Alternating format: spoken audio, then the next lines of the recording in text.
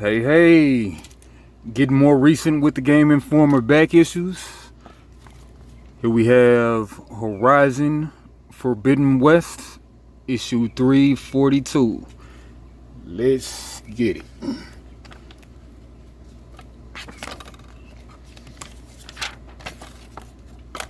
Right. Best games of 2021. The issue of Game Informer you hold in your hands, in my hands, has been a long time coming. We've been talking about redesigning the magazine and finding ways to modernize its look and content for years. Ideas came and went, but work in earnest didn't begin until fall of 2020. Over most of the following year, we splintered off time from our everyday duties to bring Game Informer into the future. I'm so proud of our editorial team for the creativity behind some of the articles you'll see in the months ahead. And our design department deserves a standing ovation.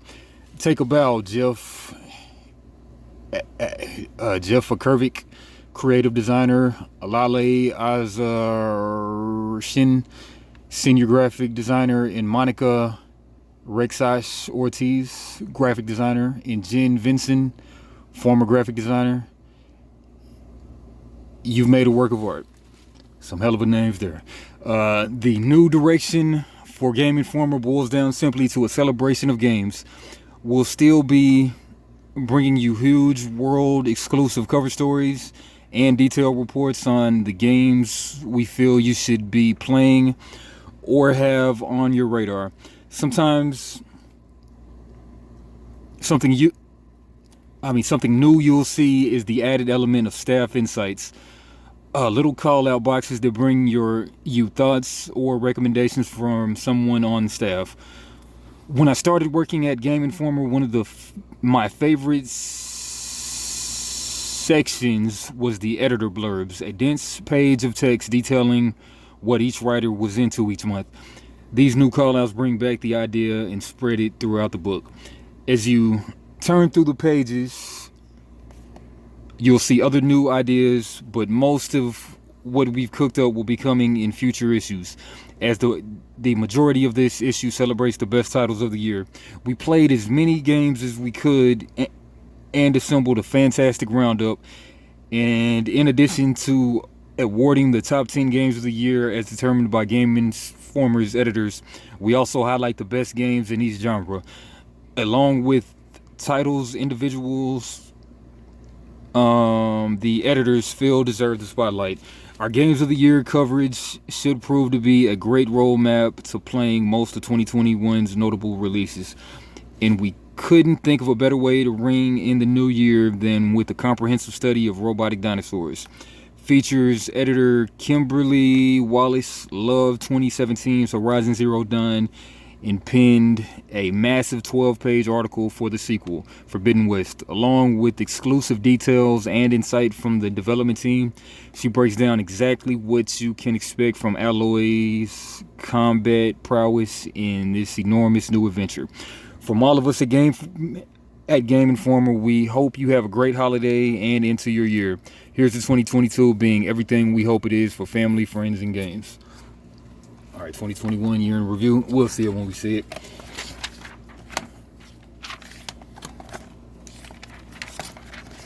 Okay, Halo Infinite. Halo Infinite is my game of the year, and nothing else even comes close. I'm saying this even before getting my hands on the single-player campaign. The multiplayer package that 343 Industries has put together is that good.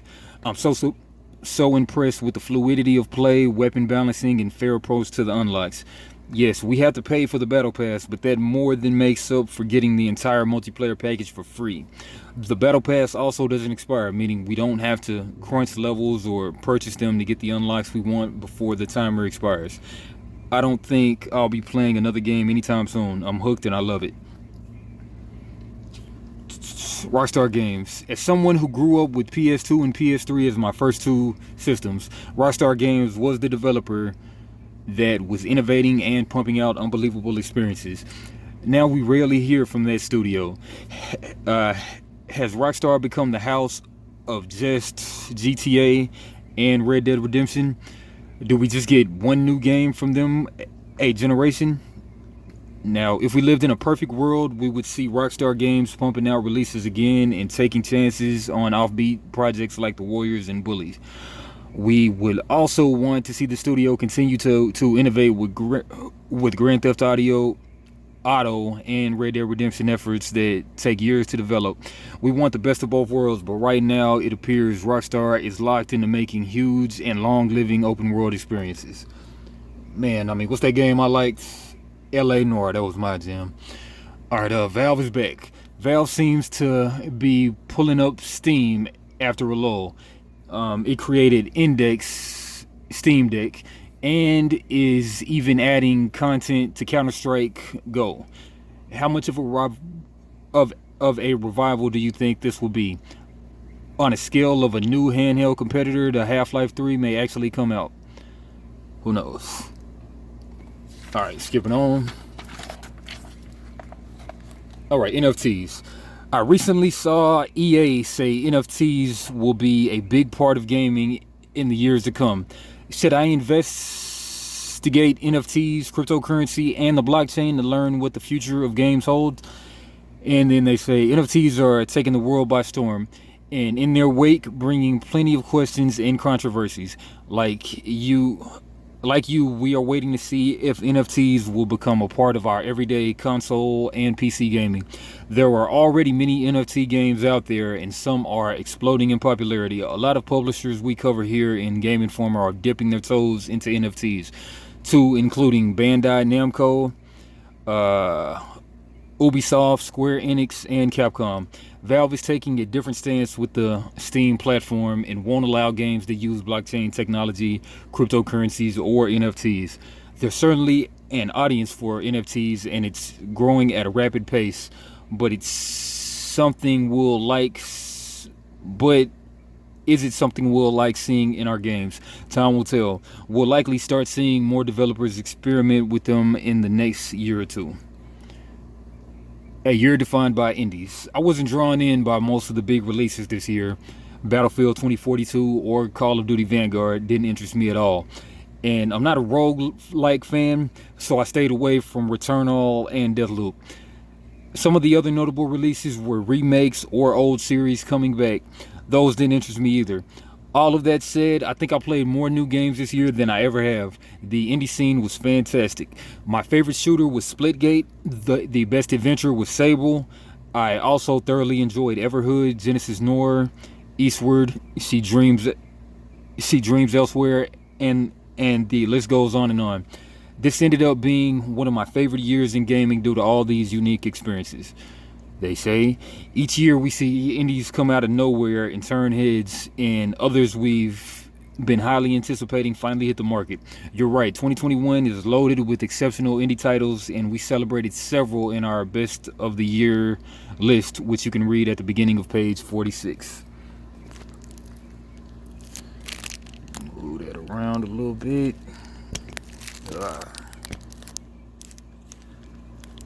Okay, that's a little better.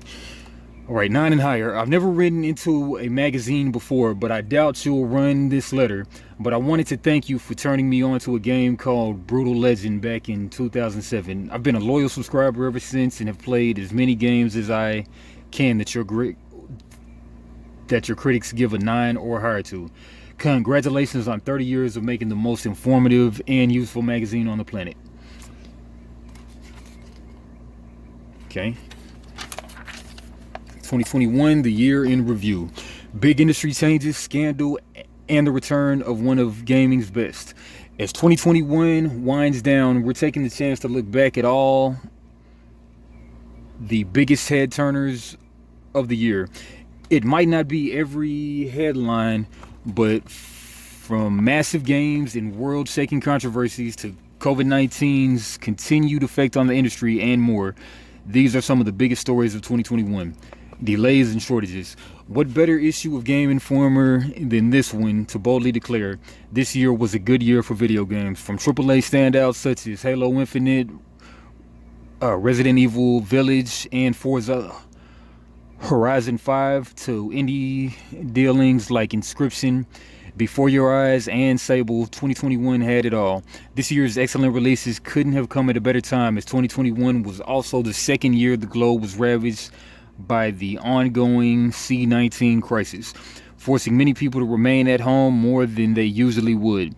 However, the ongoing pandemic continues to affect the game industry's various production pipelines, leading to continued hardware shortages and numerous software delays. Skipping around, money changes hands for all to see. In any given year, many top stories in the game industry revolve around money, of which there is a lot. Who bought who sold how much. This year was no different, and some of the amounts we saw were staggering. Announced in 2020, Microsoft finalized its acquisition of ZeniMax Media, the parent company of Bethesda, this March to the tune of $7.5 billion, making it one of the most expensive acquisitions in video game history. While we still don't know what exactly this means for the future of Bethesda games on other platforms going forward, at the very least, tentpole series such as Fallout, Elder Scrolls, and Starfield are all under Microsoft's umbrella now. Skipping around. Activision Blizzard's reckoning. In July, the California Department of Fair Employment and Housing announced it was suing Activision Blizzard, the developer and publisher behind game series like WoW and Call of Duty, kicking off what is easily the biggest story of the year in gaming history, in the game industry. The lawsuit alleged the company had allowed sexist and discriminatory behavior, including lower pay for women than men, a frat boy culture, sexual harassment, and in case of one victim, suicide on a business trip provoked by a supervisor's actions. All right, next paragraph. The details of the lawsuit paint a devastating picture for one of the largest publishers in video gaming. And details the sheer level of heinous behavior present at its various studios. Shortly after the lawsuit was made public, as detailed by Polygon, more than 2,600 current and former Activision employees signed an open letter calling for the company's response. On July 28th, a walkout was organized outside Activision's Irvine, California headquarters. A subsequent report from Kotaku further detailed the behavior of World of Warcraft senior creative director Alex Afrasiabi, named in the lawsuit, and how he and other employees had taken to social media in the past to boast about their alcohol-fueled behavior at conventions. In the lawsuit, Afrasiabi was said to hit on female employees, telling them he wanted to marry them, attempting to kiss them, and putting his arms around them.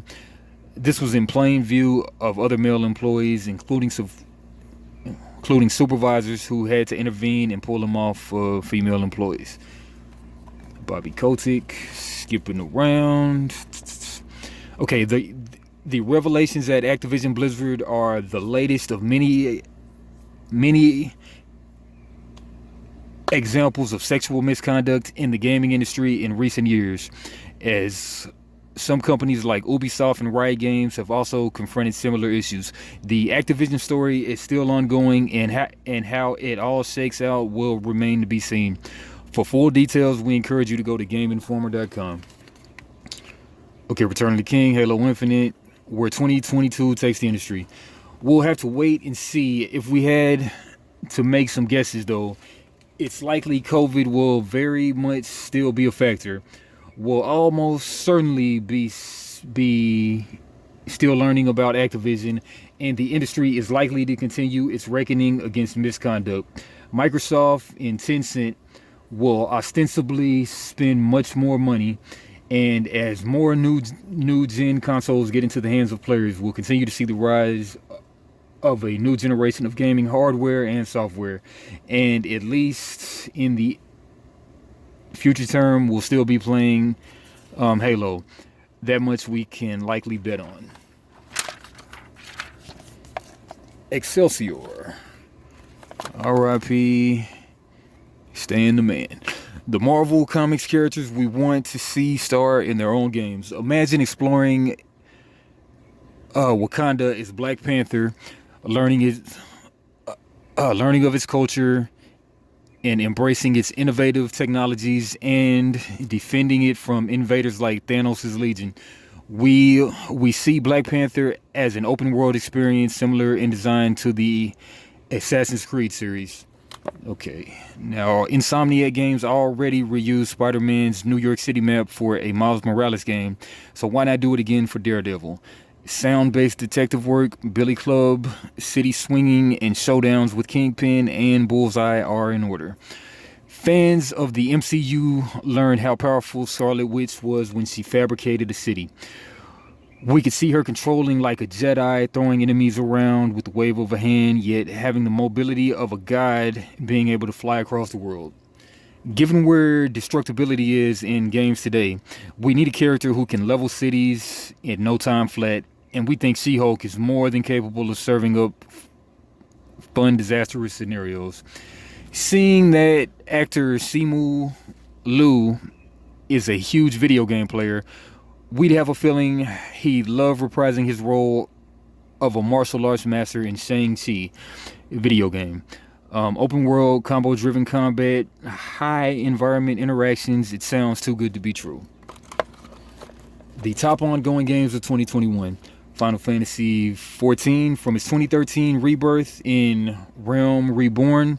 Final Fantasy XIV keeps getting better as it goes. Updates have been so good that demand is so through the roof.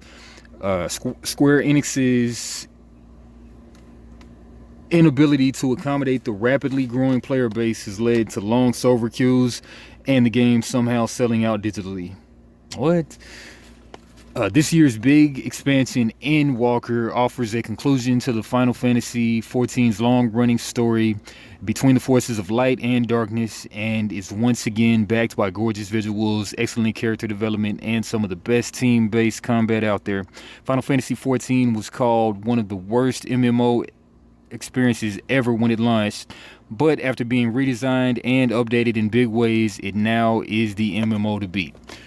Fortnite and No Man's Sky. Yeah, let's read about No Man's Sky. They said that was pretty bad on launch. What once started as a lonely universe to explore has become one of the most richest sci-fi joints out there.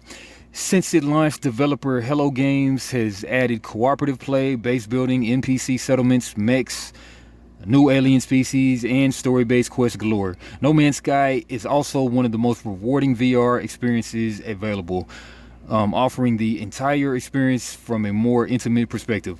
2021 was a huge year for No Man's Sky with the steady drip of meaningful content like expeditions and companions. It doesn't appear Hello Games will be stopping anytime soon and will continue to turn No Man's Sky into an even more robust and rewarding survival game. Fortnite, dances, Marvel, and much more, I'm sure. Listen up, some headphones, kind of look like Mila Jovovich a little bit. The best board games of 2021, that's what I'm talking about, baby.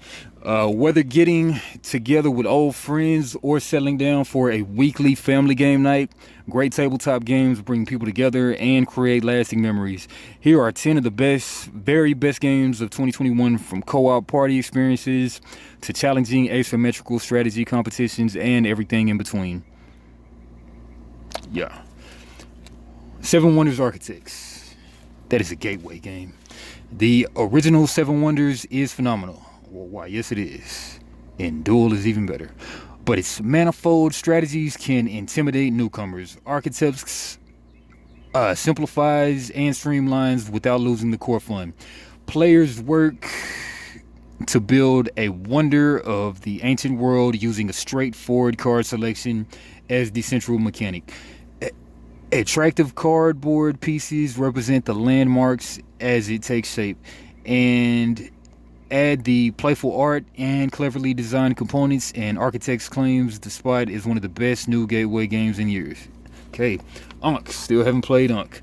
Gods of Egypt. Following on the heels of its myth-focused predecessors, Blood Rage and Rising Sun, this sumptuous strategy game casts players as Egyptian gods struggling to remain relevant as the old ways of worship fall away.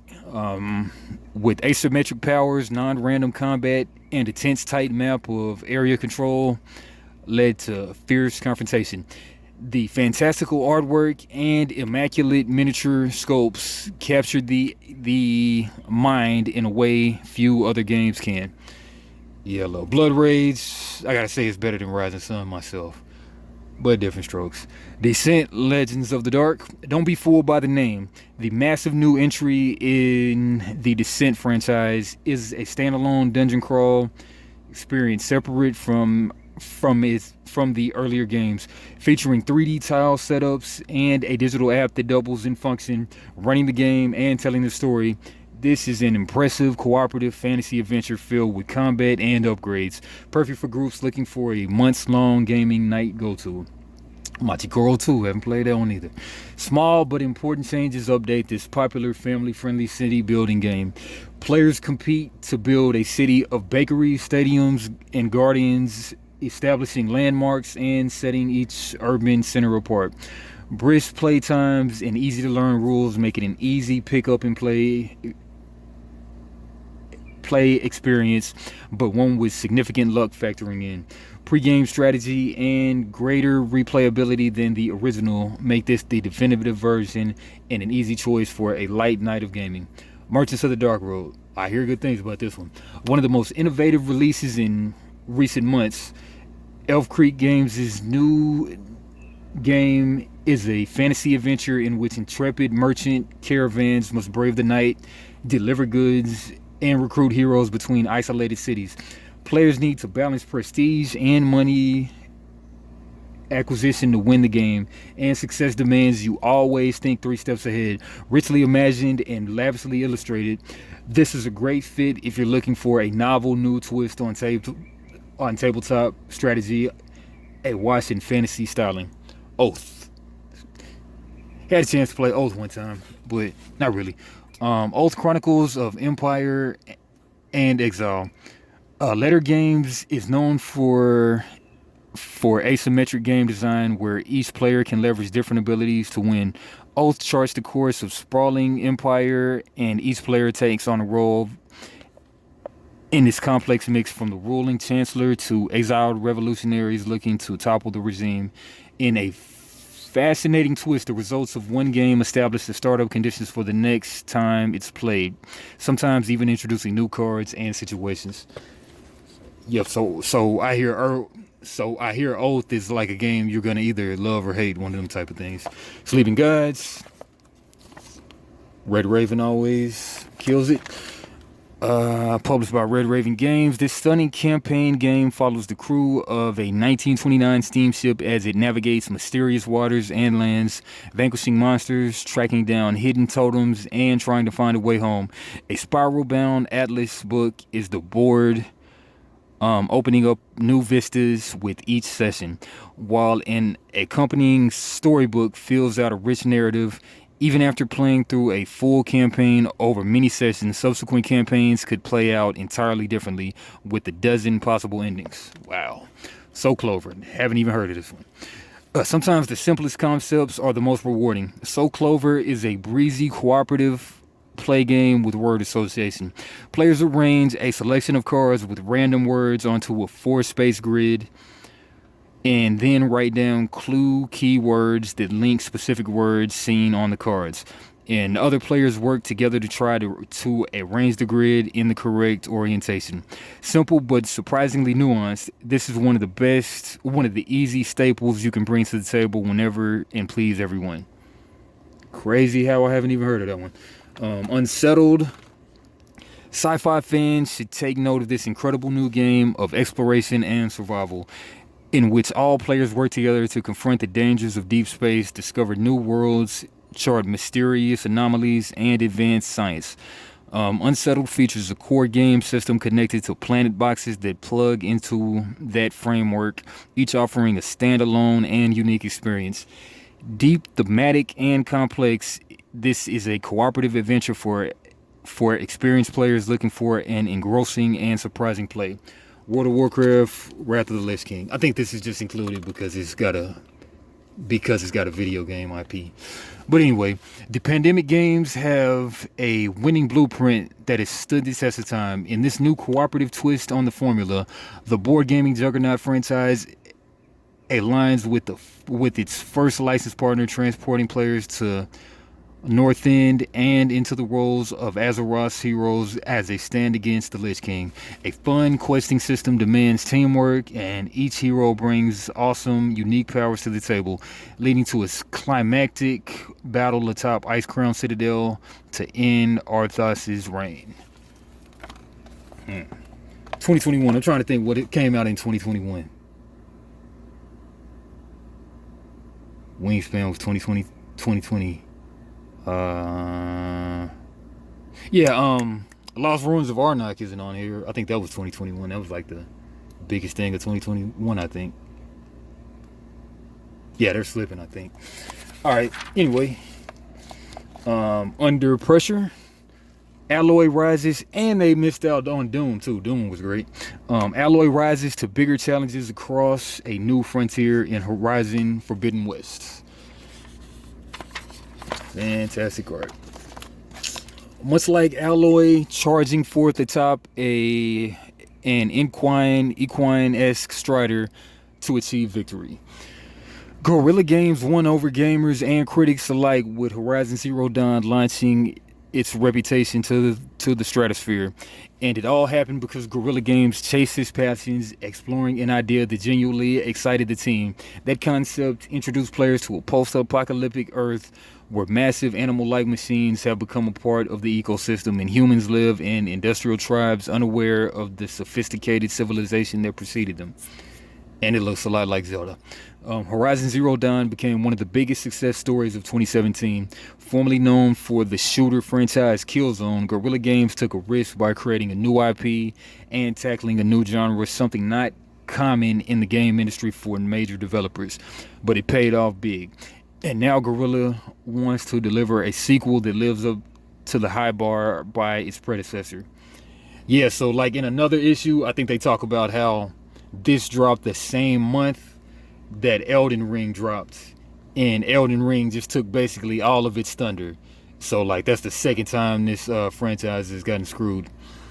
But yeah, I mean, you really got to know when to drop them. Alright, in many ways, Guerrilla Games and protagonist Alloy are in similar positions as we head into Horizon Forbidden West. Each having proved their worth by mastering a new genre, Guerrilla Games demonstrated it is capable of breaking the mold. And Alloy, with her ever-growing abilities and heroic... Man, that wasn't a Game Informer I read that. That was a YouTube video that I watched. But yeah,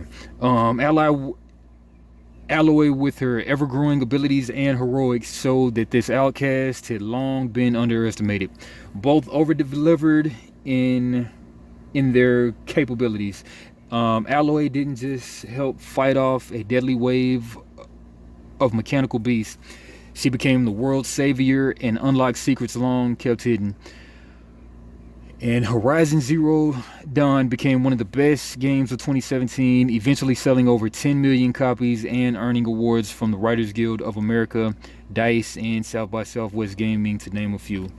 Now both Alloy and Guerrilla are confronting the heightened expectations that come with success. With pressure rising from Forbidden West release draws near, we spoke to Guerrilla Games about its journey and what's at stake for Alloy in the sequel. We also got to see how the developer takes Horizon's beloved gameplay to the next level in a hands-off demo. Alright, skipping to the last paragraph of the page. On the story side, one area that we definitely put a lot of emphasis on is side quest and companion characters, as McCall. That was something we picked up on from the first game. They could be improved, and we've worked really hard to do that. A new skill tree.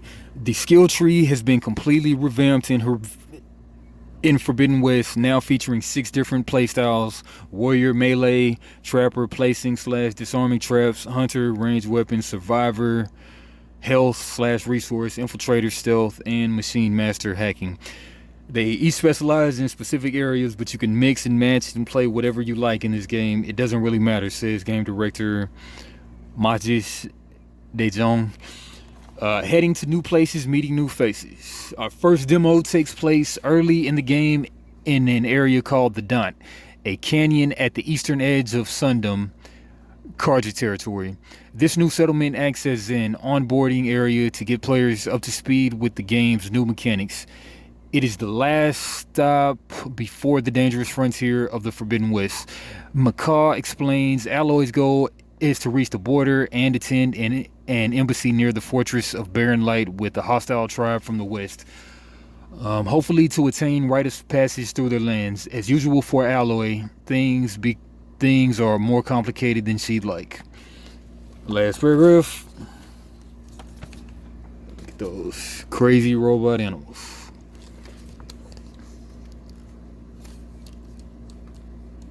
A lush fort. And crazy big scorpion thing. Alright.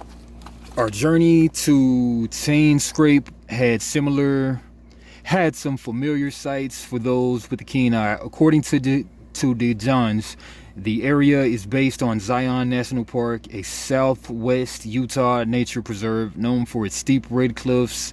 In our cable car ride, we also passed Angel's Landing, a 1,400 foot tall rock formation popular for its renowned trail that rewards hikers with panoramic views of Zion Canyon. Man, those graphics. Crazy. Crazy Lapras right there. I think that's how Lapras looks. Alright, a familiar face. As Alloy approaches Chain Scrape, the guards roll out the red carpet, constantly addressing her as savior. And Alloy enters through the gate and spots a familiar face, Petra, an inventor from the Ulcerum tribe. In Zero Dawn, Petra hired Alloy to help her get valuable parts back from bandits, which in turn led to a big battle and the invention of her Ulcerum cannon. And yes, she's still pretty flirty with Alloy, slyly saying, "About time there was something worth looking at in this dump." Girls. Both DeJohns and McCaw spoke to wanting players to feel more rewarded for engaging in side content. There's a lot more variety in that sense, a better sense of accomplishment that you actually get something cool in return for doing these quests. DeJohn says, that was another part where we felt like we had some room for improvement. So you get a cool weapon, you get a cool outfit, something that's really useful for your next quest or activity. Cool. More on the workbench. One-stop upgrade shop, but you must find one. Ammo and trap crafting can be done out in the field and no longer requires you to find a merchant to re-up it if you run out. As for the reasoning behind having upgrades tied to the workbench, Gorilla said it's all about drawing people to content, reminding them to upgrade, and looking for new merchant items. Yep, I remember people were complaining that Alloy had got a little bit too hefty, but I guess they got over it though. The menu also shows the resource cost required for the upgrade. For Alloy's current Nora anointed armor, we need 2 Fanghorn antlers. With the click of a button in the menu, you can now create a job to locate the resources required, which will activate a quest and put the path on the map to where the machines holding them reside. Using this feature, we reach the designated area and Alloy locates a lance horn sporting the antlers for our bow's upgrade. And Alloy can also tag the parts to ensure they don't get lost in the chaos when she shoots them off.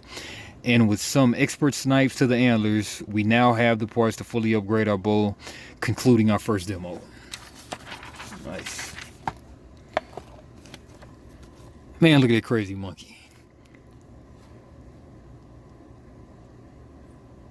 Crazy ferrets, boy, crazy snake. All right, last paragraph. Flying high.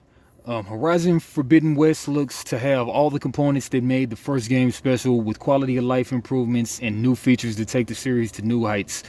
Guerrilla Games already proved that Horizon was more than just a cool concept with Zero Dawn. The real challenge now lies in seeing if it can captivate the audience in new and exciting ways. We're more curious to see how the team at Guerrilla expands not only Alloy's story, but the lore behind the fascinating world. Everything we saw had us even more eager to play the game when it hits in February. But let's be honest, that spectacular Slither Fang battle really set a high precedent for what's in store.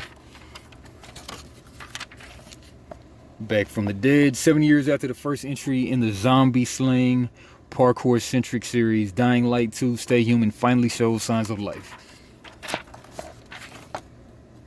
Following a beyond impressive showing at E3 2019, where it landed at number 5 in Game Informer's list of most notable titles at the show, Dying Light 2 went quiet. Initially scheduled for a spring 2020 release, the ambitious open-world zombie sequel, which promised to expand the scope, parkour abilities, and combat of the original, while adding massive narrative choice and consequence mechanics, received a hefty delay near the start of the year. Rebuilding the world your way. In the first Dying Light, you explored the quarantine city of Heron as Kyle Crane. Shortly after the first zombie outbreak, thanks to versatile first-person combat and parkour mechanics, players had the power to stand and fight against the hordes or climb the roof to make a break for it. Using Crane's acrobatic free-running abilities. However, in stark contrast, players had little to say in what happened when it came to the narrative. In one late game confrontation, primary antagonist Ray says all of this and you still had your choice made for you. When I first played Dying Light, that didn't mean much to me. However, going back on it now, with the knowledge of Dying Light's two ambitions, that line sticks out as Techland unintentionally acknowledging the shortcomings of the series debut. In Dying Light 2, Techland fully embraces narrative choice and consequences. The developer says it instilled a deep system that allows players to leave their footprint on the game, evolving their unique story and city in 3 different layers. The first level consists of all the major decisions you make in the main game. These decisions impact the world, city, and characters, changing the very course of the narrative. Okay.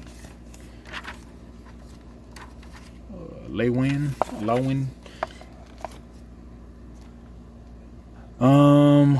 These player choice mechanics add to the fun first-person parkour and combat we experienced in the first Dying Light game. However, Techland wasn't satisfied with simply bringing those elements forward for Dying Light 2. It implemented various noteworthy improvements in those categories to create better experience across the board. Fist or flight. As with the first game, Dying Light 2 provides options in how to approach many of the encounters. While Kyle Crane was capable in both combat and parkour situations, Aiden Caldwell has even more abilities at his disposal. However, you must gain much of them through the skill trees. By leveling up Aiden, I unlock moves like wall running and drop kicks, both of which greatly enhance my experience. Optimism in the apocalypse. Dying Light 2 Stay Human has impressed at every turn. From that E3 2019 demo to the most recent gameplay footage released by Techland at the start of December, I've had little reason outside of a sliding release date to feel concerned. However, after spending hours playing around in the bleak open world and speaking with the team, I finally have faith that Dying Light 2 is coming out soon. In late November, that faith has reaffirmed when Techland announced the game had gone gold and was ready to enter production around ahead of its February launch date. If previous trailers and my hands-on time are any indication, this is one of the most exciting games to watch in the early part of next year. Did it already drop? I don't know. Psychonauts 2. The original Psychonauts was set the template for what would become the quintessential Double Fine game. That is to say, an experience that overflows with personality, humor, and imagination and gameplay that, while usually serviceable, doesn't reach the same heights.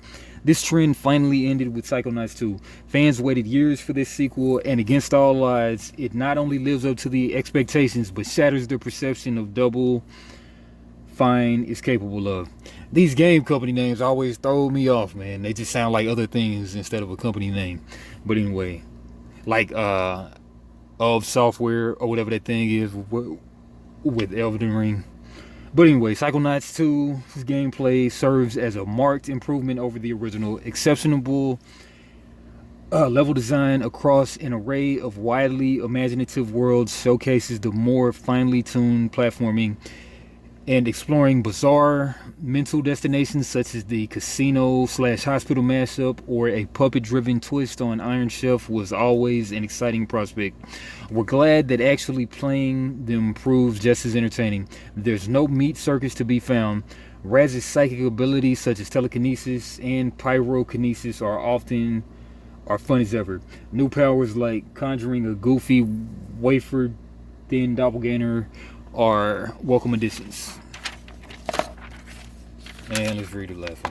The espionage story stands as the highlight thanks to its surprising twists and turns. Hanging out with Raz and his gang of old favorites and fun newcomers, including his entire family, left permanent smiles on our faces. Most admirably, the writing handles mental illness with respect and empathy instead of ridicule. Psychonauts 2 is a superb throwback to the platformers of yesteryear and is Double Fine's magnum opus. Wow. Our top 10 games of 2021. Inscription. Excitement for Inscription swept through our staff like wildfire at year's end. This title is thick with atmosphere and mystery from the opening moments, taunting you to ask questions from the start screen. However, its impressive introduction is just a facade. Tearing it away shows the true layers at the heart of the narrative, slowly revealing what the game actually is and how you, the player, are instrumental to the story. The core of Inscription is a robust card game similar to Yu-Gi-Oh! And Hearthstone that grows and changes over time. I mean, have I heard of that one? I think I've seen screenshots, but never really looked all into it. Okay, the core of Inscription, yeah, robust game. New mechanics and resource system continuously appear throughout, providing plenty of viable builds to explore. You learn the ropes of the game in a dark cabin with only the table to which you've been shackled visible in the flickering candlelight. Peering from the pitch black shadows are the orange spiral eyes of a captor who acts like a D&D game master, role-playing your opponents in his sinister deck-building roguelike gauntlet. From there, Inscription masterfully weaves puzzles in and out of its card game and exploration sequences. Every discovery is a chance to learn more about your desperate circumstance and advance further towards freedom. Daniel Mullins' game's Inscription is unsettling at times and downright wondrous at others. Many of its best moments are ones we won't spoil here. It goes to incredible and unexpected places, and it's worth seeing through to the end. It's one of the most fascinating experiences of the year and truly hits best when you know as little of it possible going in. Wow. Alright, PC, I'm sure it's on Steam. I could get it a try one day. Best platformer cooperative, It Takes Two. Teamwork is everything in It Takes Two. A co-op only game that dazzles with its gameplay variety and ability to unite player individuality in dynamic ways. The two playable characters, Cody and May, were only in love but are now divorcing. Oh yeah, that game. A decision that has broken the heart of their beloved child, Rose. Her tears cast a magical spell on her parents, turning them into small toys made of wood and clay. Their diminutive size turns their home into a sprawling world of wonder, ripe for perilous platforming and an adventure that pounds with excitement. Cody and May see the world differently as their actions match their thinking. So in one stage, Cody can place explosive gel, which only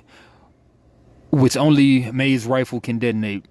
All of the action in the game unites the players and demands communication between them. This formula creates a riveting gameplay package that is constantly changing, giving players new challenges to overcome with each new area they reach. The gameplay also speaks to Cody and May's developing as characters as they learn to put aside their differences and find a mutual understanding for their daughter. It Takes Two has a wonderful heart, and the variety it offers keeps the game fresh from start to finish.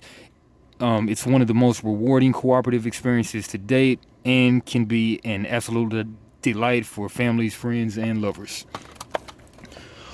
Forza Horizon 5. To merely say Forza Horizon 5 is among the most mechanically sound racing games ever created would be a disservice and overlook what makes the game worthy of praise. Yes, the foundational act of driving feels fantastic, but it's the rest of the package that truly elevates this fifth entry into the series to the ratified era that demands a place on our list of the top 10 games of the year. From the moment you turn the game on, you're confronted with an undeniably gorgeous recreation of Mexico, where the technical powerhouse that is Forza 5 takes place. Not only that, but you're immediately thrust into the action, and save for a few small cutscenes after the impressive opening scene, Forza 5 is a game about getting out of the way and letting you have fun. Skipping that last paragraph. Emotional hardships make Life is Strange series shine, but the newest entry doubles down to create a fascinating tale about resilience. Life is Strange True Colors is not only Game Informer's best adventure game of 2021, but also features our best video game hero in a sarcastic and pained Alex Chen. Deck 9, which previously worked on the Life is Strange sequel, Before the Storm, took the reins from the original developer, Dontnod, for its mainline entry. With that change comes some upgraded visuals, such as a more detailed and explorable landscape alongside better animated character models. The improved graphics catch your eye, but it's Alex Chen and her tragic story that captures your heart. Alright, skipping around. Metroid Dread, best Nintendo exclusive. Metroid Dread provides a decent challenge, and its short runtime means that you can polish it off in about a weekend. But that just left us wanting more. We hope we don't have to wait another 19 years for the next 2D Metroid game, but even if it takes 2 decades for Nintendo to create another masterpiece like Dread, it will be worth the wait. Man, last Metroid 2D I know of was that Game Boy one, that Game Boy Color one, DS one. Maybe that was 19 years ago. Maybe so. I don't know. Alright, Returnal. Great graphics there. Best roguelike action, Sony exclusive. A cohesive undercurrent runs throughout the entirety of Returnal to create a masterpiece. Art, gameplay, music, sound, and design come together in a symphony that all seems to have been crafted by the same hand. With Returnal, Housemarque has taken its expertise in the arcade bullet hell genre and magically melded the formula with the third-person roguelike shooter. These are all words that describe the nature of the game by category, but the best way to discuss Returnal is to call it an experience. What begins as a struggle through a harsh alien world becomes an adventure fueled in equal parts by curiosity and trepidation. As you continue, you overcome challenges, building up a massive arsenal of interesting armaments over time. Okay, Resident Evil Village, last paragraph. And the nightmare really is the best word for the village. It might not be the scariest game of all time, but it's at least one of the most consistent and interesting. Playing Village never felt boring, and it always had some trick up its sleeve, some new, unexpected terror. Always changing, always different, Resident Evil Village strikes a remarkable balance with its scares and is one of the best horror games we've ever played. Taking cues from 2005's RE4 Village plays out like the greatest hits of horror tropes. There's an impossibly large gothic mansion full of deadly vampires. There's the psychologically damaging dollhouse, a semi-abandoned village populated less by humans and more by werewolves. Body horror runs rampant, from grotesque human fish monsters to giants to underdeveloped fetuses, and in cyberpunk monstrosities akin to Tetsuo, the Iron Man. The gang's all here and then some. All right, Deathloop, best level design. There's a moment in Deathloop when it all clicks. Not a specific moment. It's likely at different points for every person. But eventually, players will figure out the game's various puzzles and mechanics. Deathloop will finally click. That specific moment alone is almost enough to warrant consideration for Game of the Year. Deathloop's premise is relatively simple. You're Colt, trapped on the island of Black Reef, which itself is trapped in a time loop. To get out of this hell, you must kill 8 targets breaking the loop. You have to do this within 24 hours. If you fail, you start over. It's simple explanation, but in execution, meticulous and complicated. In the first few hours of Deathloop, you fumble around with its weapons, power, and intricate levels, trying to stay alive long enough to reach one target. The idea of killing 8 feels like a pipe dream wrapped in a wishful thinking. Over time, the objective becomes manageable, and then eventually it clicks. All the puzzle pieces slide into place. The game no longer stands in your way. Deathloop becomes your playground of destruction and bloodshed. Deathloop excels in that mechanical playoff, flying through levels that initially took hours, commanding its action, and finally pulling off the final heist, and satisfying in ways few other games are. After finishing Deathloop, it's hard to resist starting a second playthrough. We wanted to fly through the early levels that gave us so many headaches, continuing to bend its world around our fingers. If you're patient enough to accept Deathloop's rules and terms, once the game gives you the keys to the castle, there's not much else like the ensuing mayhem. Interesting. And then for the number 1, Halo Infinite. They gave Halo Infinite the best game of the year. Shooter, competitive, Microsoft exclusive, and original score. For over a decade, 343 Industries has been the shepherd of the Halo universe, taking the reins from original developer Bungie and continuing to chart a new course for the series, Halo 4 and Halo 5. Guardians found success in their own rights, but longtime fans noted the gameplay and storytelling veered from previous form. In the final weeks of this year, 343 managed a remarkable feat with its release of Halo Infinite, zeroing in on a framework for both campaign and multiplayer that felt unmistakably Halo, while simultaneously exploring fresh ideas that helped launch the series into the future. Last paragraph. No game is perfect, and Halo Infinite's launch release has space for improvement. Multiplayer progression, the number of maps, and limited customization all need addressing. And in the campaign, the absence of co-op play is a good punch. But a game doesn't need to be perfect to stand out. Infinite offers immaculate shooting, one of the best original musical scores in years, and a heartfelt storyline rooted in the themes of hope and resilience. Much needed topics for players in 2021. In a return to form for a much beloved franchise and a standout marquee release for Microsoft's new generation of releases, Halo Infinite is a game we can't put down, and one we're likely to continue pouring hours into as we head into 2022. The best and brightest of 2021. House Marquee, game developer. Always a proven master of arcade twin-stick shooters and bullet hell games, House Marquee definitely translates those disciplines into something far more atmospheric and immersive with Returnal. Returnal showcases an astonishing adherence to the studio's strengths while pushing out to bold new frontiers, honing its craft, and serving up less traveled game genres in fascinating new ways. The Artful Escape got my attention in the early minutes with its quirky sensibility, and earned my ongoing affection with its earnest and wholesome message about being yourself and charting your own course. Okay, new Pokemon Snap. Despite Pokemon Snap's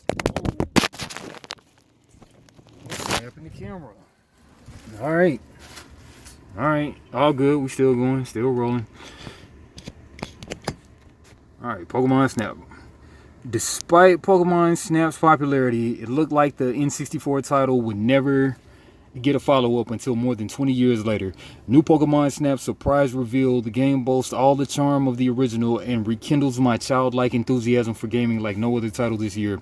Gliding through new Pokemon Snap's Blushing Beach, I not only enjoy capturing new generations of Pokemon in a gorgeously upgraded setting, but I also delight in reliving that moment when, as a kid, I got Pikachu to jump up on a surfboard for the first time. New Pokemon Snap's nostalgic pursuit of high-scoring Pokemon photos manages to be both comforting, familiar with new levels and mechanics, offer energizing, fresh experiences. Okay. Chicory, A Colorful Tale. At first glance, Chicory appears to be aimed at kindergartners. The whimsical tale unfolds in a living coloring book, with players controlling a heroic puppy named after their favorite food. Shout out to my girl Ice Cream, who's tasked with bringing color to the world after it mysteriously vanishes. However, it doesn't take long before the game's sharp sense of humor and adult themes reveal themselves. Chicory tackles mental health issues such as depression and imposter syndrome better than most mature games, quote unquote, and several moments made me pause and think. Gameplay boasts mature, clever puzzles and challenging boss battles that utilize your magic paintbrush in wonderfully innovative ways. Griftlands. Clyde Entertainment moves seamlessly between genres, and its new deck building roguelite is another example of how developers' flexibility and skill. Players go through several different adventures, each shaped by their main character, whose journey you undertake, with card-based gameplay built to surface that character's unique personality and skills. This wild sci-fi infused setting is original and thoughtfully constructed, and I love that every run lets me take the storyline in different directions, but its clever card encounters make Griftlands shine, with unique decks for both combat and dialogue exchanges, each of which led to tense and memorable battles. Is that Griftlands? Okay, that's Chicory. That's Griftlands. Okay, I'm tripping. I'm thinking that's Chicory and that's Griftlands. Okay, Chicory. Okay. Then it gets adult and crazy. And then Griftlands. Okay, Griftlands looks cool. Chicory too. And Alex Chen, Best Hero, we read about you a minute ago. Best Remade Game, VR, Resident Evil 4. We never thought Resident Evil 4 would ever feel new again. RE4 VR completely shattered that assumption. It's just a reimagining of a classic. It's a complete reinvention. Freely moving through combat for the first time breathes fresh air into an old familiar feeling, making one of the best games of all time all the better. Super Mario 3D World and Bowser's Fury. Yeah, they kind of came and went, it seems like. But editor pick. As one of the best remaining Wii U essentials. I'll move this thing back after it fell.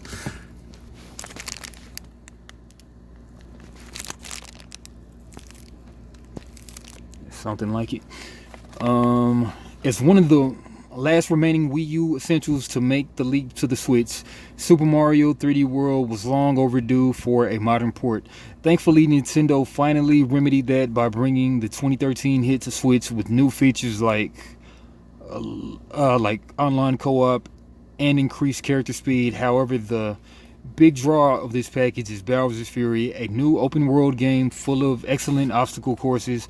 Bowser's Fury adds a new ever-present boss mechanic where a large version of Bowser emerges at different intervals to inject chaos into whatever you're doing. Bowser's Fury may be just a side dish to the main course of Mario 3D World, but it's the perfect pairing to round out this stellar package. Untitled. This killer action game boasts fast-paced hack-and-slash combat, Zelda-inspired exploration, and the devilish stipulation. Everyone, including yourself, allies, shop owners, and quest-giving NPCs, is slowly turning into monsters. That's no bluff. Each person has an in-game timer counting down to their doom, creating a genuine race against the clock. That dynamic adds real stakes to the excellently crafted adventure, featuring well-designed dungeons and an array of entertaining boss battles. I always regretted seeing a trusted friend devolve into a monster, but I found solace every time I tore through foes using a fun combination of swords and guns. Unsighted has it all, and could be 2021's best kept secret. Alright, 1 hour in, and we still have a fourth of the book. Far Cry 6. Far Cry 6 is a reminder that evolution and innovation don't necessarily need to go hand in hand. Alright, Diablo 2, best remaster. A New World, best MMO. The Riders. There aren't enough words in the English language to describe how lame the characters in Riders Republic are. At every chance, they spout meaningless slang at you, desperately trying to convince you they're cool. You're working these events like a pork rib, nummies. It falls flat in all conceivable ways. They're dorks in every way imaginable. The Riders. Death's Door. Death's Door, Acid Nerves, follow-up to Titan Souls, is a downright masterpiece. You play as a lowly crow reaper of souls for a bureaucratic agency tasked with retrieving the essence of a creature choosing to divide the bounds of death. Alright, that's interesting as hell. When that mission goes sideways, you have to fight through dangerous areas, solve clever puzzles, and defeat daunting bosses who, like your primary target, are skirting the rules of death. Along with the way, you'll learn more about the history of the Crow's Reaping Commission and its head honcho, the Lord of Doors. Death's Door is a svelte journey full of lovable characters, tight combat, and well-realized lore worth seeing to the end and beyond.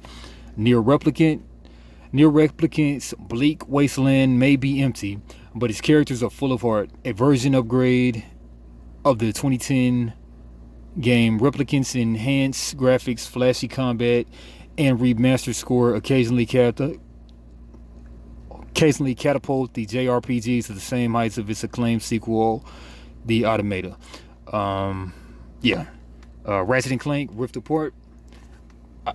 I wish there were more games like Ratchet and Clank Rift Apart, which is to say a big budget AAA game with bright colors, childish humor, and all around good vibes.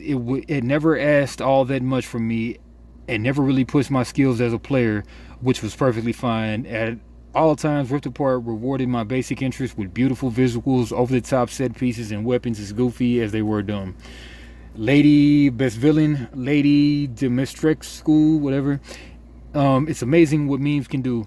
Before Resident Evil Village was released, the internet decided it loved Lady Dimitrescu.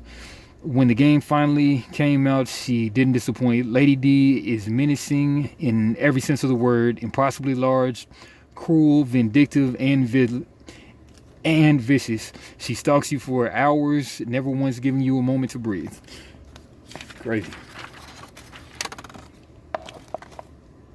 Wilder Myth does something I didn't think was possible, pairing the intense variation and replayability of procedural generation with Dungeons and Dragons style campaign modules and story. Right? Guilty Gear Strive, best fighting. No words for it. The Forgotten City. I read about that last issue. A mysterious thousands of years in the making is unfolding inside a cavernous mountain. Your task is to solve it, but your intent has to be true, as any lie, theft, or misdeed will anger a god who will kill everyone who calls this place home. Pokemon Unite. Pokemon Unite is an exciting interpretation of the franchise, featuring iconic monsters and movesets, stylish animations, and simple goals that make it a great intro to MOBAs. Tales of Arise. Tales of Arise is not only a fantastic RPG, but also a series standout earning worldwide acclaim and breaking franchise records, becoming the fastest Tales game to surpass 1 million copies sold. RPG. The big change, another card battler thing. Best moment. If you ask someone to describe Inscription, they'd likely tell you that's a hard task. That's because a third of the way through, Inscription becomes so much more than a card game. It becomes an escape room, a revelation, and more. This moment explicitly says Inscription is not what you thought. Enjoy it and prepare for a ride. I kind of gotta play this game. I might have to stream that game. Jurassic World Evolution. They say the movie that came out is not good. Kenna, Bridge of Spirits. In Kenna, Bridge of Spirits, you play as Kenna, a spirit guide tasked with helping the dead transition from this plane to the next. Yeah. Little Nightmares is one of the most atmospheric and terrifying games of 2021. The story of Mono and Six sent shivers down my spine as the protagonists fight, hide, and run their way throughout its horrifying hellscape. Right? Guardians of the Galaxy, Knockout City, Best Sports, Guardians, Editor's Pick. This year was full of curiosities about Eidos Montreal's take on Guardians of the Galaxy. Was one of the biggest surprises. I expected a fun romp through space, but the team delivered an action-packed adventure with ton of heart. Back 4 Blood is my comfort food game of the year, which sounds weird for a title of Left 4 Dead. I felt at home picking up my cleaner and setting out to save Fort Hope from the Breakers, Bruisers, and other special ridden. Erica Mori, fantastic performance as Alex Chen in Life is Strange. True colors endears you to her character. Best performance. Mori both voiced and did full body capture to get everything from Alex's mannerisms to eye movements just right, and her spot on delivery for the character's charming sarcasm coupled with her vulnerability sells Alex's plight.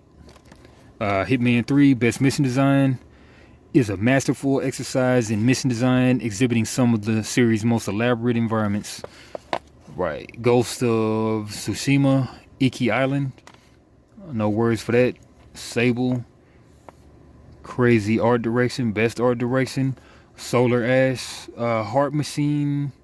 Follow-up to the Hyperlight Drifter is a beautiful space odyssey. As the Void Runner Ray, players explore a dangerous yet visually alluring black hole called the Ultra Void to prevent her home world from succumbing to its pull. Man, video games are real interesting. Editor top picks of 2021. A whole bunch of stuff. If you want to look at it, pause the screen.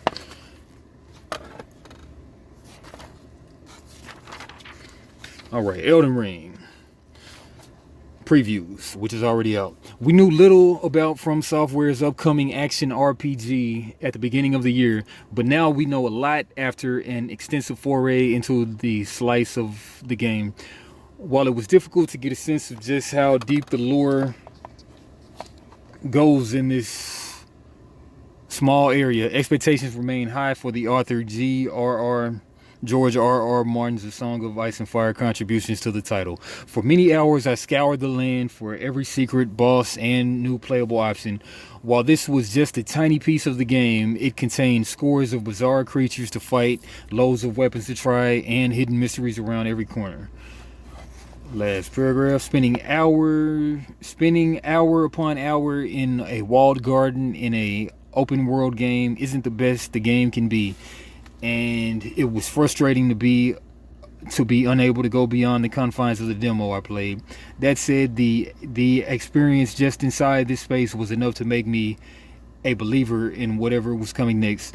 Myriad smaller dungeons, huge sprawling big dungeons, giant bosses, and something just waiting to be discovered around every corner has Elden Ring looking like an incredible 2022 offering and From Software's best game to date. We'll have to see what happens come February. It's off the chain. Forspoken.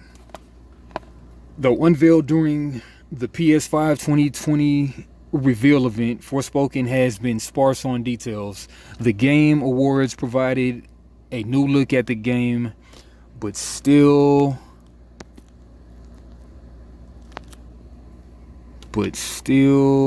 left us with questions. However, a recent press event finally pulled back the curtains, giving us an in-depth,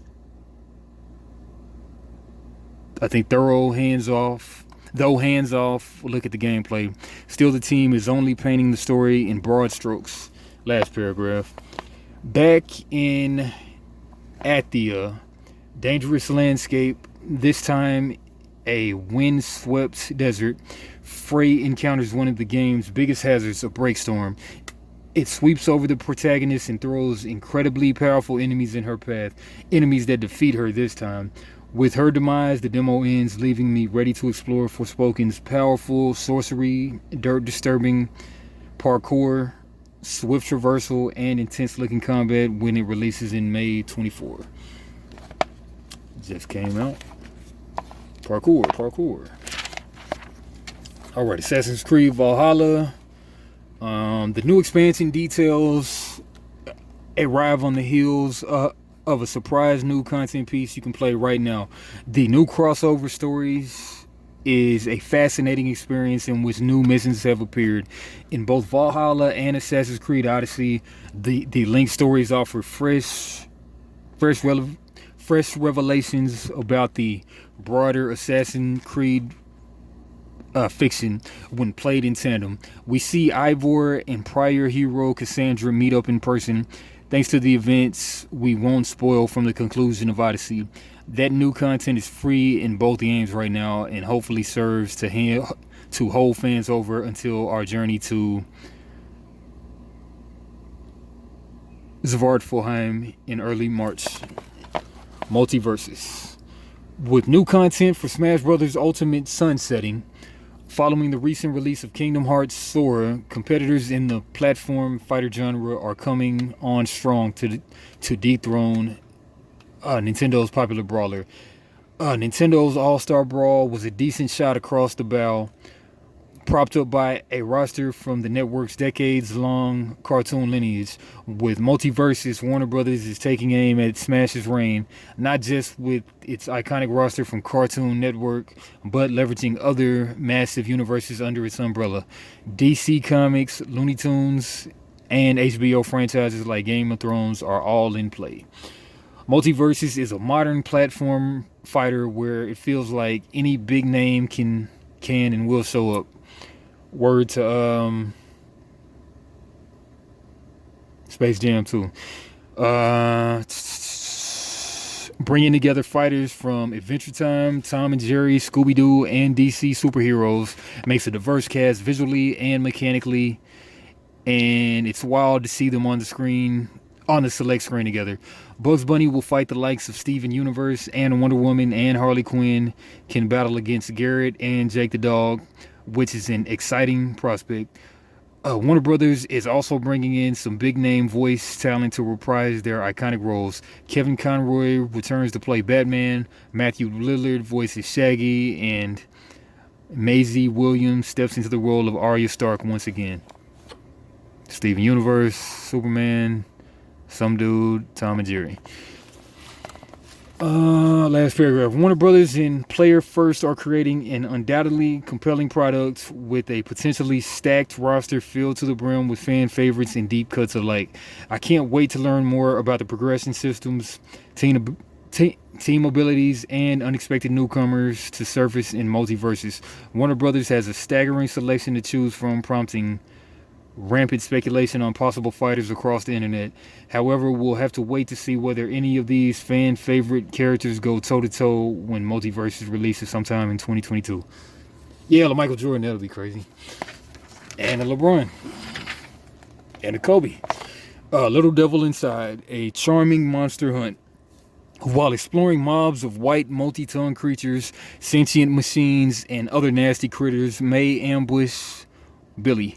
Thankfully, he is well armed, using his sword to cut enemies down to size. He can even skewer foes to throw into other targets. The monsters roaming in the open world are are expected hazard, but humans may present an even greater danger. Billy visits a derelict mansion in one mission to collect a mysterious artifact tied to an ancient tentacled beast. Unfortunately, the home's treacherous owner has other plans, trapping Billy in the monster's lair and leaving him for dead.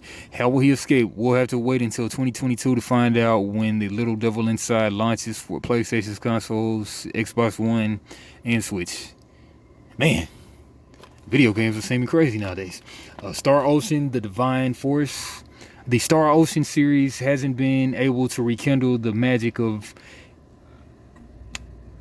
its PS1 glory days, but Square Enix isn't giving up on it just yet.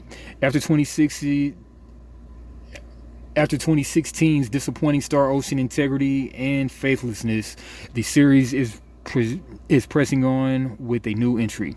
Star Ocean: The Divine Forces reveal trailer highlighted space travel, flashy sword attacks, and many big bads such as a fire-breathing dragon and humongous frogs. It also provided a glimpse at exploration, showing characters launch themselves from great heights using a jetpack-like device to maneuver in the air. A memoir blue, computer blue, shirts, blouses, pancakes. Looking at the memories in a new way. Memories stick with us for different reasons, and occasionally time can change our perception of what really happened. Shelley Chin, the creative director at Cloisters Interactive, experienced this firsthand when speaking to her mother about a trip they took together during childhood. For Chin, it was a happy journey with an exciting train ride and the bonus of one-on-one bonding with her mother. What she didn't realize was her mother was escaping a bad marriage and mustering the courage to start a new life. This revelation, which Chin calls heartbreaking, so profoundly affected her, she created a game centered on memories and the way our views can alter them. All right, last paragraph.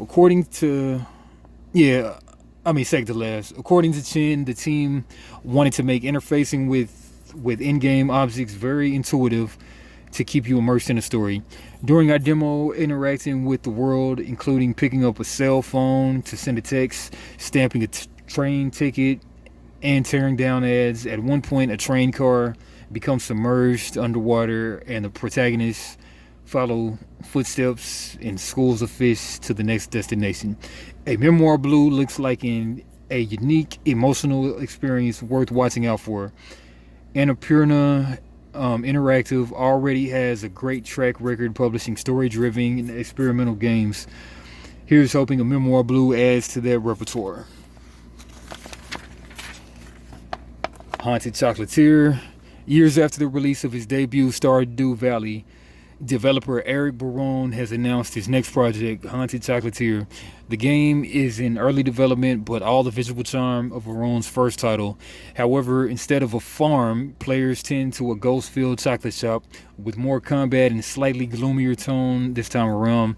We don't know when we'll get our hands on Haunted Chocolatier, on which platforms it will appear on, but we can't wait to see what Barone has up his sleeves. Laika, Age Through Blood.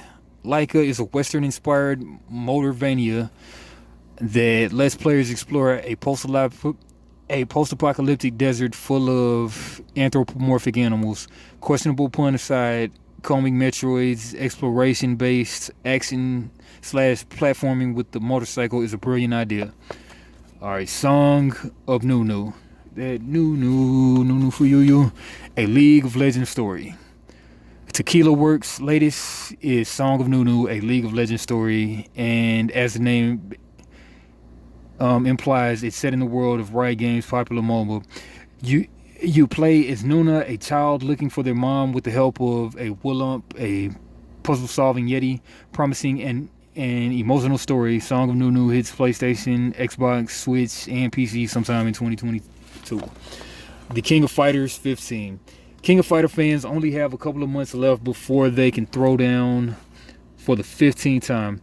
Favorites like Rio and Kay return alongside newcomers such as graffiti artist Isla and a more role-driven approach to traditional 3v3 matches. Each character falls under point, middle, and anchor, which influence their performance and can be mixed and matched. The new Shatter Strike offers an improved parry system, and players can increase their offensive and defensive capabilities by triggering new maximals. The King of Fighters 15 launches February 17th for PlayStation, Xbox, and PC.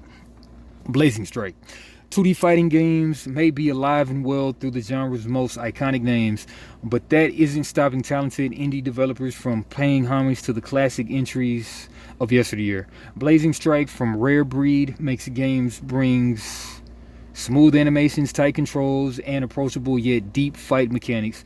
With systems that draw inspiration from series like Marvel vs. Capcom, Street Fighter, and King of Fighters, Blazing Strike should be on all fighting fans' radar when it releases on PS5, 4, Switch, and PC in 2022. The cruel and great hero. As the daughter of a legendary hero, Yu was raised by her father's mortal enemy, a dragon king, to repent for his sins. In a whimsical RPG from Nippon Ichi, yeah, that's what's up. Card Shark. When the stakes are high, who can afford to play fair? Card Shark places you in 18th century France, where you learn the tricks and cheats of the game. Deal cards with both the lowest dregs of society and its highest ranking members in this beautifully hand-drawn title, which comes to Switch and PC in 2022. WWE 2K22. After spending 2 years on the sidelines, WWE 2K22 returns next year, promising to hit different. Addressing feedback from the maligned 2K20, the game's engine has been rebuilt from scratch and boasts improved gameplay, graphics, and presentation.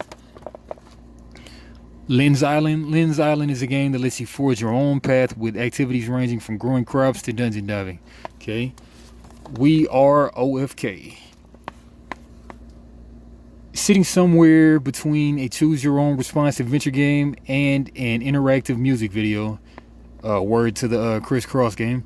We are OFK in a new game about, well, the band OFK, and alongside playing through the 5 of the band's different interactable music videos, the game tells the story of how OFK came together in LA. Okay. Monarch. Oozing Persona-like style, this tactical RPG takes place within the halls of Shin Mikado Academy. Freshly Frosted. Prepare to get hungry when Freshly Frosted hits PC sometime soon. Freshly Frosted is a puzzle game that puts you in charge of a factory making delectable treats. And looks like Tetris. Reviews. Halo Infinite. 9.25. They was acting like it was a 10 though. Alright, like many, I'm sad that Halo doesn't offer co-op multiplayer at launch, if only because it's been a bulwark of the series in identity. It's a disappointing omission, but I have to judge the game before me, not the features I wish might be there. And by that measure, Halo Infinite is a rousing success. Whether you want a big, mysterious sci-fi adventure or a chance to engage with some intense PvP, Halo Infinite nails the shots where it counts and heralds a new era for one of gaming's most recognizable mainstays. Yeah. Call of Duty Vanguard got an 8. Call of Duty Vanguard campaign misses the mark, but multiplayer and zombies do the heavy lifting, get the title to a good place. If you're most invested in the single player experience, you can pass on this year's entry. But if you're into the other modes, Call of Duty remains an excellent choice for some shooting, looting, and zombie executing. Bars. Battlefield 2042. Battlefield 2042 is an easy recommendation for existing fans or players looking for a modern war game, but I struggle to endorse it entirely due to its current lack of polish. If DICE continues to publish hot fixes and patches as it has, Battlefield 2042 could eventually become a go-to online shooter, but it's a shame it was released like this. Yeah, I think this is turning into my longest Game Informer read thus far. But, I mean, you know, end of the year. Okay, Forza Horizon 5 got a 9.5 by these reviewers. At every turn, Forza Horizon 5 impresses from the first mile. I was on the edge of my seat. With so much to do in such a constantly gorgeous world, I suspect it won't be long before I get the itch to jump back into the driver's seat of my favorite car. Even amidst a competitive racing field, Forza Horizon 5 is a finely tuned supercar. Inscription. Yeah, read this whole thing again. You wake up in a dark cabin chained to a worn table. A mysterious man sits on the other side of the room. You can't see the details of his face through the darkness, but his crazed eyes pierce the shadows. Something under your belly lurches as he invites you to play a card game. Ha ha ha. The rules seem simple. You summon creatures to attack your opponent's army of foes, and you easily win the first few hands. Still, you can't shake the anxiety of what might happen, if no, when you lose. You play on, the eyes on the other side of the table slowly burning a hole in your stomach. Inscription is an incredible tone piece that taps into horror themes while telling an engaging and ever-evolving mystery. While those horror elements are important to the narrative, they are also just a backdrop to this adventure. I loved Inscription's moody atmosphere, but I also appreciate that it doesn't force any jump scares on the player, making it fairly approachable, horror experience. At the center of the adventure is a robust card combat system that has you summoning creatures into lanes on the battlefield. Your creatures deal damage to the critters on the opposite sides of their lanes, ultimately directly to your opponent. The basic setup should be familiar to fans of games like Hearthstone and Magic the Gathering, but Inscription puts several fun twists on the formula that kept me coming back for more. For starters, some creatures require a sacrifice to enter the battle. Yu-Gi-Oh! This means that when you want to summon a powerful creature like a bear, you have to kill several beasts that you already put on the field. I like the push-pull of trying to get your strongest creatures into the fray without thinning your ranks too much. Alright, I'm putting it on the list. I'm gonna stream this guy. Stream or just record this guy. Inscription's deck building system is also much deeper than it first appears. For example, some creatures can be summoned into the battle only if you have a certain number of bones acquired through fallen allies. This allowed me to turn my defeats into victories. Even if all the creatures were wiped from the board, I often felt like I had an ace up my sleeve or could tap into another strategy to turn the tide in my favor. As you continue to take down opponents, you move along a game board and encounter random events a la titles like Slay the Spire. Some encounters give you new cards, buff existing cards, or grant additional tools to use in combat, such as a fan that allows your creatures to fly over their opponents' heads. You also have a chance to affix sigils to your cards that offer unique powers, such as the ability to transform into stronger creatures over time or attack multiple lanes at once. These elements give Inscription's card system a unique flavor, and I love the experimenting with my deck to find new card synergies or create brand new cards that almost felt overpowered. Between card battles, you can stand up from the table and explore your cabin. This space is full of locked drawers and other puzzle boxes. Solving these adventure game like mysteries earns you new cards and brings you one step closer to unraveling Inscription's larger secrets. You eventually reach some startling revelations about who you are and why you're trapped in this cabin, but the less I say about these revelations, the better. However, Inscription successfully flipped my expectations multiple times before the journey was over, and I couldn't wait to see its satisfying narrative conclusion. Okay, so I'm guessing that the dude is you, and you set up the game for yourself. But I could be all wrong. Inscription is an oddity of the best horror order. It's a horror game that isn't aggressively trying to scare you. It's also a clever card system wrapped around a compelling mystery that plays with video game conventions. Like a bat out of hell, Inscription came out of nowhere and quickly became one of my favorite games of the year. Got a 9.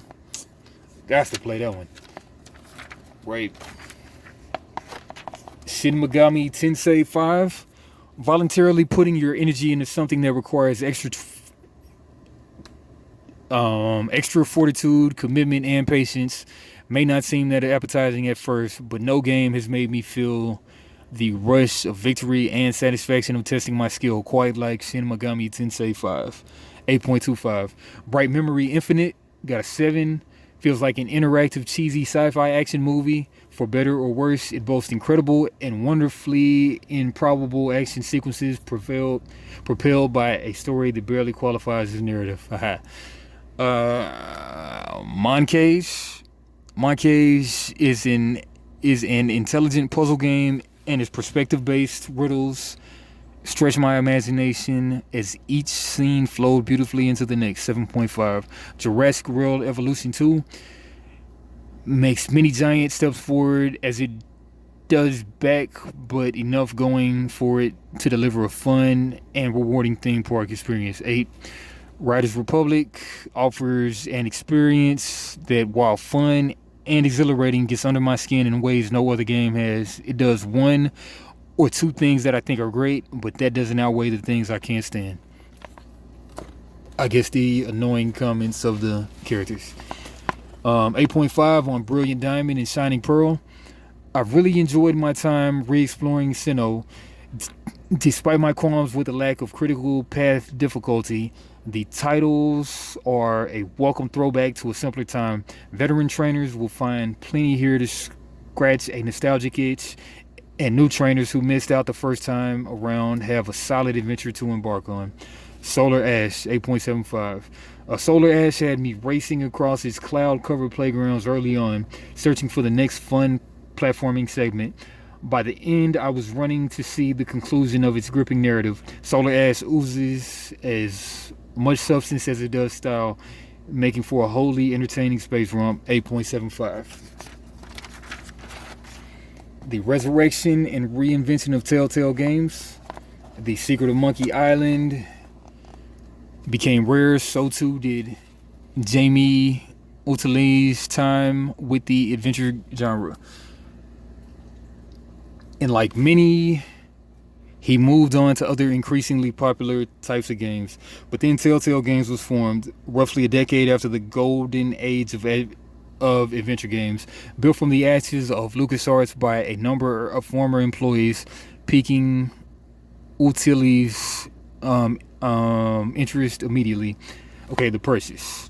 He created a holding company, LCG Entertainment, to formally make the purchase. With his love of Telltale and his experience as a studio lead, Otellini felt confident he could bring the studio back.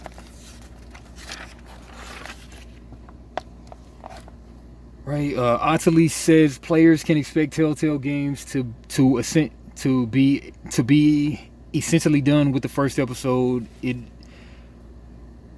when the first episode is released. This means players won't have to wait months to see what happens next in the story. Telltale will announce its release schedule ahead of time, and fans will only have to wait a couple of weeks in between episodes, much like prestige television. Otellini's for Telltale's releases better bring the zeitgeist in this new model. More Walking Dead. I'm sure it said something about Walking Dead in here, but I can't find it though. But yeah, Walking Dead was great. Into the Expanse. Telltale is also developing a game based on The Expanse, the popular book series turned Amazon TV show set in the solar system colonized by humans as they spread into space. Similar to how it opted to work with Ad Hoc on Wolf 2, Telltale is working with Deck 9, the studio behind 2021's Life is Strange True Colors on its Expanse project. Telltale views it as a co-development deal with Deck 9 doing a lot of the heavy lifting using Telltale's engine and tools. It's a Telltale story told using Deck 9's voice. Yeah, The Expanse is cool. I'm still on season 4. I think I got season 5 next. For now, The Expanse joins Wolf 2 in the "we'll share more when we're ready" chamber, which in a way speaks to this new Telltale. Litton says it's important to this new iteration of the studio to place the tracks before the train, and it seems that's exactly what Telltale is doing. Last paragraph. That's really the best part of what we're doing, right? We get to tell the stories and take risks to do things, to do new things and surprise people. It's all kind of fan service. Telltale tells stories and universes we all love. That the fan service is part of our brand. Alright, best ending. One last thing. As this issue of Game Informer comes to a close, there's one important game from 2021 we want to honor. Fittingly enough, it's all about the ending. Before your eyes, beautifully yet heartbreaking finale absolutely wrecked us. We haven't cried this hard at a game's conclusion in years. And it's a moving send-off for a powerful story centered on life, death, self-reflection, and self-worth. Set aside 2 hours, grab plenty of tissues, and enjoy one of 2021's most outstanding narratives, preferably with a loved one close by. Sounds like my boy Ant at the end of Endgame. That was a real tearjerker. Alright, we gonna end it on a like, comment, subscribe, and a Spock. Star Trek.